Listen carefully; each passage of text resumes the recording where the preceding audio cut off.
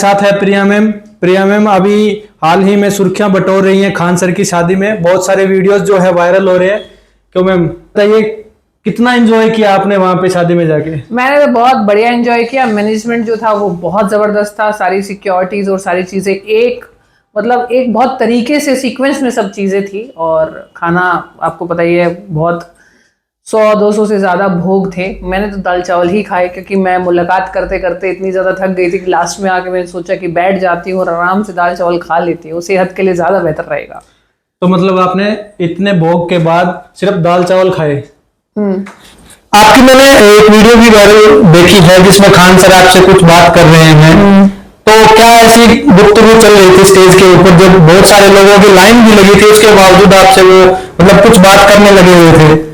Actually क्या है, जब मैं स्टेज पे गई तो उन्होंने एक बार उधर देखा, एक बार दूसरा बोला बेटी को मिला है क्या, क्योंकि वो खान सर को हमेशा से जो बेटी है ना वो बहुत क्यूट लगती है हमारे। तो मैं दूसरी बार आई हूँ मतलब एक तरह से मुलाकात करने के लिए, तो दोनों बार उन्होंने ये बोला कि खान सर ने की बेटी कहाँ है, क्योंकि वो बोलते हैं कि कहीं से घटवा के लेके आई हो क्या, इतनी सुंदर बेटी है।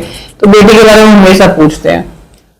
वीडियो वायरल हो रही है पीछे, वो कोई शायद कोई था जो मुझे बार बार देख रहा था, तो पहचान रहे थे कुछ थे जब मैं अभिनय सर से मिल रही थी।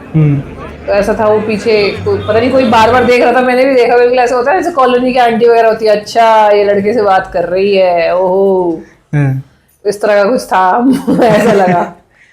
और खान सर की वाइफ का आपने फेस देखा मैम? हाँ मैंने देखा ही नहीं, क्योंकि घूंघट था ही नहीं वो, क्योंकि वो पारदर्शी था, जाली थी बिल्कुल, और हल्का सा ऐसे जैसे जोधा अकबर में जोधा ऐसे करती है ना, बिल्कुल इस तरह का एकदम से प्यारा सा फेस, बिल्कुल साफ दिख रहा था। मतलब मुझे नहीं लगता कि वो पर्दा था, क्योंकि साफ तो दिख रहा था। वो तो एक ऐसे करके बस एक था, एक अच्छा मतलब संस्कार उन्होंने दिखाया, बहुत अच्छे लगे हैं। ठीक है, सिर पे लोग रखते हैं, उन्होंने इधर रखा, साफ दिख रहा था, उसमें तो कोई ऐसा कुछ इशू पर्दे वाली बात नहीं है, क्योंकि बहुत सारे लोग मतलब इस तरीके के कमेंट्स। देखो सर, मैं गांव में रही हूँ, पर्दे का मतलब होता है जब आप अपना चेहरा ऐसे करते हो ना, तो वो औरत को सामने का पर्दा तो वही होता है जिसमें फेस नहीं दिखता। और वो एक घर की रीति रिवाज भी होते हैं, उसमें सिर पे आपको कपड़ा रखना होता है, उस तरीके की चीज भी तो मैंने सर पे जो अब आप रखते हो ना, तो उसमें चेहरा भी नहीं दिखता। ये बात आपसे इसलिए पूछ रहे हैं क्योंकि आप भी एक महिला है और एक नहीं, मैंने घूंघट किया है। जब मैं गांव में जाती हूँ तो मैं घूंघट करती हूँ। आज भी मुझे ऐसा लगता है कि घूंघट अगर बड़े चाह रहे हैं कि जैसे मैं निकलूं और मैं सर पे ऐसे करके घूंघट करके चलूं, तो मुझे कोई दिक्कत नहीं होती। काम तो मैं फ्रीली करती हूँ। पर घूंघट क्या होता है, घूंघट का मतलब साफ साफ दिख रहा है, घूंघट नहीं बोलेंगे, वो एक बस सिर पे ही रखा हुआ था एक तरह से। तो मैम कितने बड़े बड़े हस्तियों से आप मिले, कितने टीचरों से मिले? बहुत मैं बोल तो रही हूँ, 2-2.5 घंटे मेरी जो हालत खराब हुई है, मैं बहुत लोगों से मिली हूँ। मैं लास्ट में थक गई थी मिल मिल के, इतना परेशान हो गए? हाँ बिल्कुल। चलिए, तो परेशान नहीं हुई हूँ, मतलब अच्छा लगा मुझे मिलके। 2-2.5 घंटे मैं उनसे खूब मिली, खूब बातचीत की। लास्ट में आके सबसे मिलने के बाद फिर मैं लास्ट में बैठ गई कि मैंने कहा अब खाना खाती चलो।